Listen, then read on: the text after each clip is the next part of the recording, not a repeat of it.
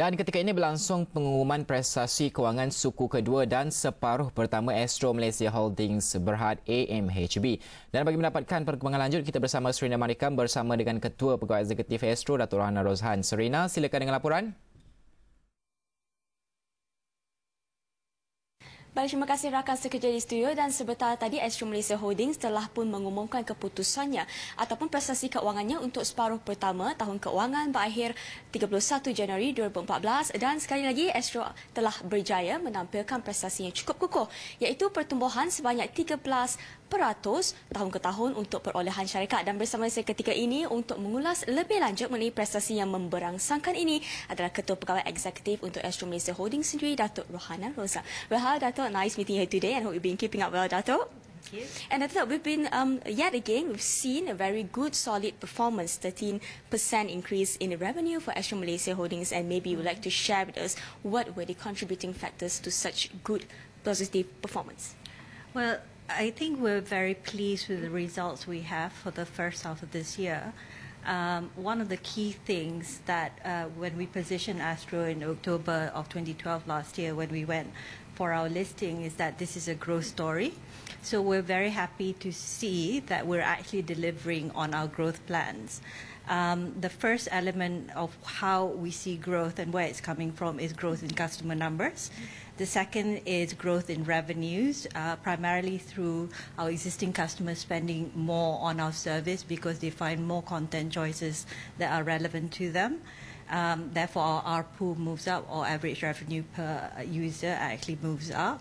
And then the third element is our share of advertising dollars. As more and more advertisers see our reach and therefore relevance to them in order to advertise on our service. So we've seen growth across the board. So like you mentioned, overall revenues grew by 13%. That's extremely encouraging. And that's driven by customer growth. We're now at 55%, I think, of total, 54% of total Malaysian household. That's actually up 5 percentage points from a year ago at 49%. And what we find very encouraging is even in this last quarter, we see growth coming from both the pay segment as well as our free segment called Enjoy. We see, I think, about 40,000 customers net adds from our pay and about 50,000 net adds from our Enjoy services. So both gaining traction very, very well. Encouragingly also, we see our ARPU going up. As customers, especially the existing customers, and we find a lot of encouragement. I think you realize that a couple of years ago we took quite a bold decision to actually transit our customers onto our Beyond platform, which means that we're actually swapping out all our existing customers onto the Beyond platform with a new Beyond box at cost to us. But this is what is driving the ARPU movement up. And what we see, which has resonated very strongly with our customers, are our high-definition HD services. We see 61% of our customers who are currently on the Beyond platform taking up HD services. We see people taking up the PVR services. We see traction in our value propositions like value packs and super value packs. We see lots of people downloading our Astro on the Go app where they can actually watch Awani wherever they are in the world. So basically, we're very encouraged by this, and we will continue to add to our platform in terms of both, because our challenge in addressing the customers is to provide them the right content choices, the right value proposition, and a more comprehensive viewing experience and customer experience. By this, I mean, I think just a couple of years ago, we were a pure linear service where we use our DTH technology and we push a number of channels onto the set-top box that the customer has at home, and they can pick and choose which channels they watch. But now we not only have our DTH services, it's supplemented by IPTV. We've got broadband. We've got over-the-top delivery, which means that you can be in any room in your house and watch Astro on any smart device that you have. So that's the home experience. Outside the home is called Astro on the Go. And as you know, we have also launched Astro on the Go outside of Malaysia. So all this brought together gives our customers who are increasingly affluent, increasingly mobile, increasingly having access and a lifestyle to bandwidth, the ability to watch our content wherever they are. So we see all this coming on strongly.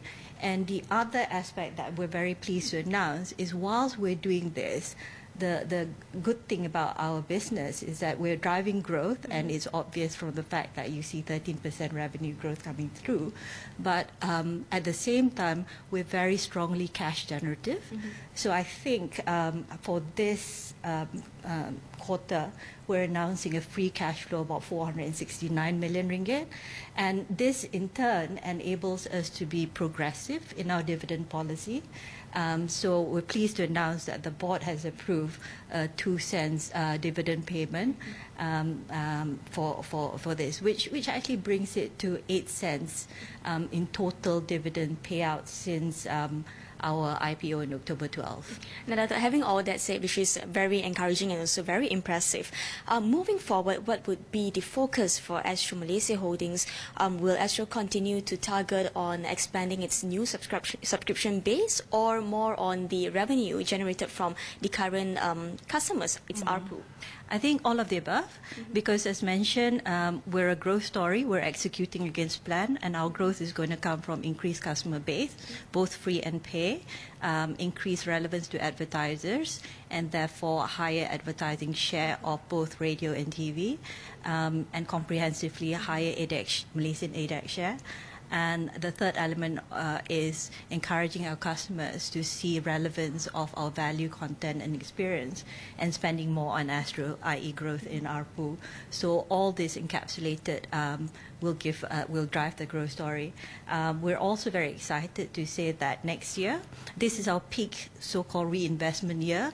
The reinvestment is a peak year because we're swapping out the Beyond boxes at the same time as growing new customers, and we're actually getting ourselves ready for new capacity, which is going to come online next year. And what happens with the new capacity is our customers can look forward to even more HD content, more value-added services like the Astro First, Astro Best, Astro Exclusives, as well as the best of international and regional. But most importantly as well is our continued commitment on local vernacular content.